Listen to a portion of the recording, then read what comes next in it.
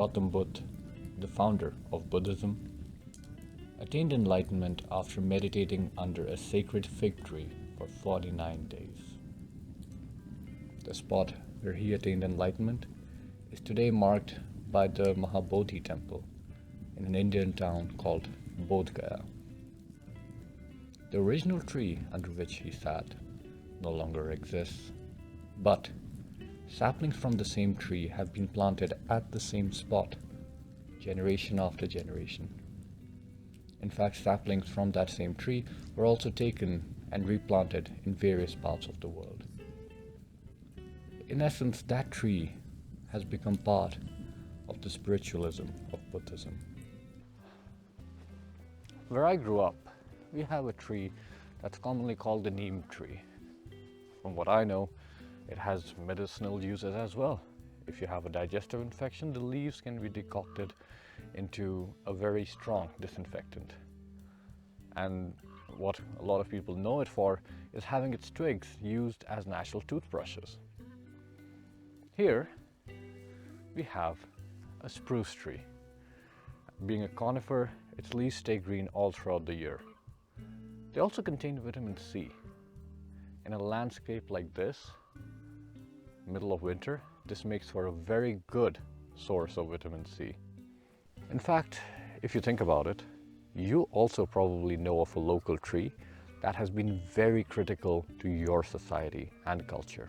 What makes trees and plants so special is their biology. We won't go into too much detail today, but let's take a brief look at their life history. Now, if you remember back from school, trees and plants have what you would call roots at the bottom going into the soil, leaves at the top, and a stem connecting both of those. So let's go in that same order. At the bottom, we have roots. Roots, since the time this plant or tree starts to settle itself down into the soil, they will spread and take up all the sites in the soil matrix. From there, they will provide the plant with water and nutrients that get transported all the way up to the rest of the plant. They also, as they spread, provide stability, binding the soil together, and in turn providing stability to the plant that is extended out of the ground. Now, along the plant you will find leaves. Leaves are characteristically green. That comes from the pigment chlorophyll, found in the cells called chloroplasts. The key word here being chloro. These cells will characteristically take in sunlight, combine it with carbon dioxide to give sugars.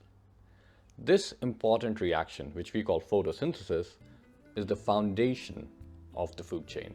All the energy that comes in and then gets used up all the way to the top, including our cells, comes right here in this simple reaction taking place in multiple cells in a leaf, in all the leaves in a tree, and in all the trees on the planet.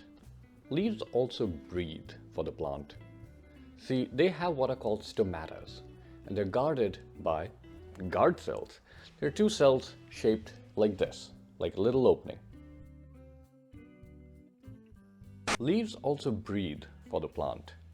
They have little openings called stomatas that are connected to the inner surface and structure of the leaf. That way, they're able to continuously breathe and exchange oxygen and carbon dioxide with the atmosphere. That's important for the photosynthesis that we discovered, but also for the plant, which itself needs to breathe oxygen to conduct daily activities and stay alive. They also release water into the air. This act of releasing water through the stomatas is called transpiration. And this is very important for a plant. See, the plants that we know are called vascular plants. This is because they have vasculature tissue such as our arteries and veins. They connect the roots, the stem, and the leaves together. The stem is primarily providing structure, but it also houses this vascular tissue. You might remember them to be xylem and phloem. Xylem is what carries water and in turn also dissolved nutrients within it. It usually moves from the bottom to the top. And that happens because the leaves transpire. See, when water leaves, the leaves, they become at a lower water potential. They just have less water than they did. And this creates a small sucking action, pulling water further in, further in, further in, all the way down through the continuous column of water that exists through the xylem tissue. So just like pulling up from a straw, the water from the soil gets pulled into the roots, and from the roots up the stem and towards the leaves. And this way, water keeps getting transported upwards through this evaporative action that takes place through transpiration. But there's also phloem. See, phloem has to work in the opposite direction. All the food that is produced by the leaves for the plant has to be transported back to other parts of the plant, including the very roots.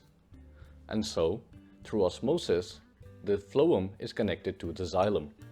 And in that way, it is able to pull in water and release it in the opposite direction. That causes sugars to move from the very top of the plant all the way to the very bottom, supplying life to the rest of the plant. In this way, a plant is a living and breathing organism that is able to link the soil to the air through water.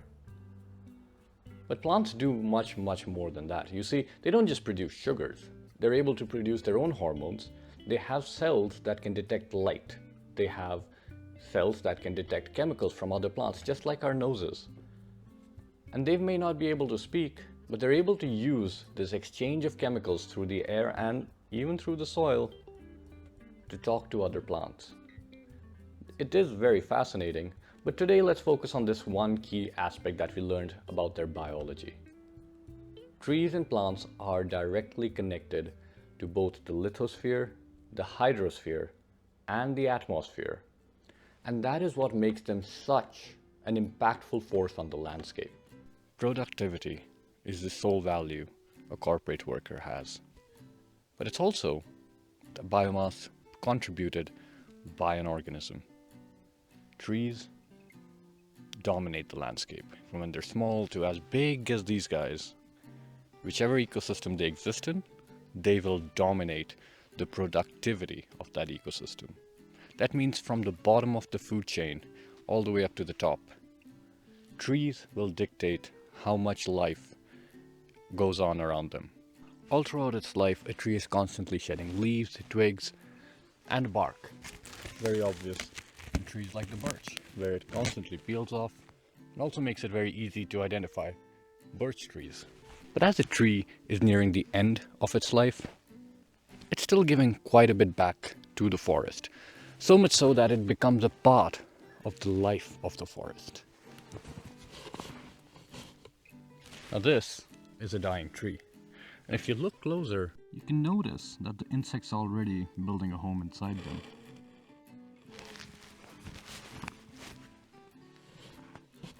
Now this tree isn't entirely dead, but it is already being eaten alive.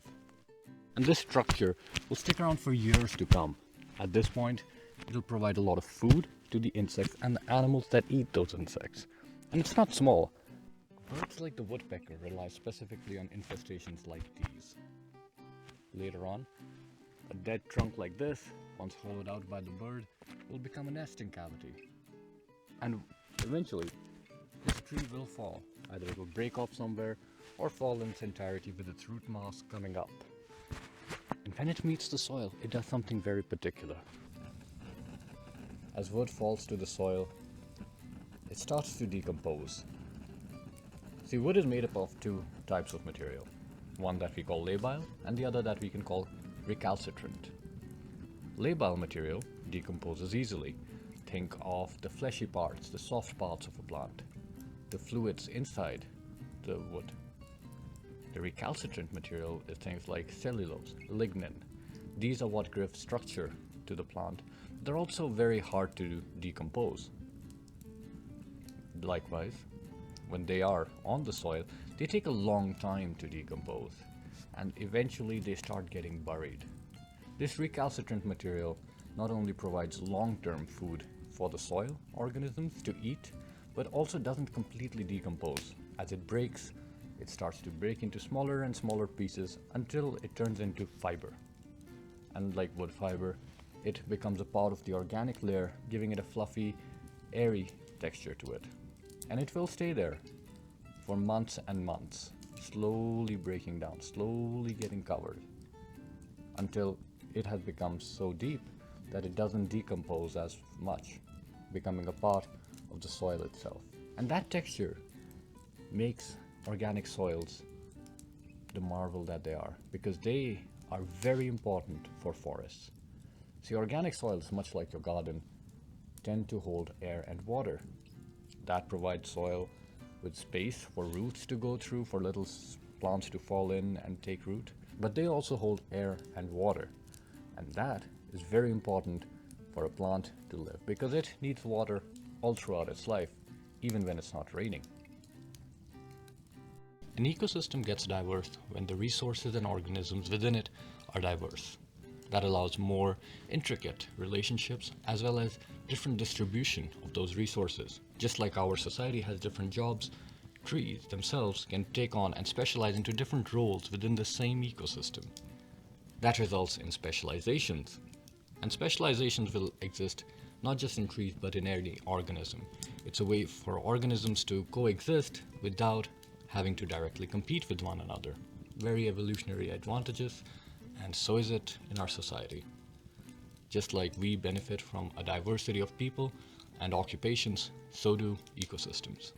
That means it's not just the presence of trees, but also the diversity of them. We can go on and on about how important trees and even particular trees become to an ecosystem. There are animals and birds that will not exist if a particular tree is not there on the landscape. But I want to talk a bit more about the value of trees directly into our lives. Even in the stillness of this winter, you can't help but appreciate the beauty and peace that surrounds us. Being out here, there is nothing much of the forest that you can see, but the trees. It's no wonder that people have come up with practices like forest bathing, purposefully bringing themselves out into natural spaces and forests. The feel-good factor of trees goes much deeper. See, in a study, scientists have seen repeatedly that patients recover much faster when they have access to green spaces from their hospital rooms. In fact, even just seeing a photo of a tree can elicit that response that can be measured in a much faster recovery time. Now, there is a theory that goes on to say that the key lies in the fractal nature in which trees exist. But that's a whole other can of worms that we need to investigate. But at the bottom of it, trees really do make us feel good, to a point that we tend to recover faster from our ailments. But what if you go to natural areas? Well, studies have shown that being in natural areas can provide relief in inflammatory conditions and elicit immune responses.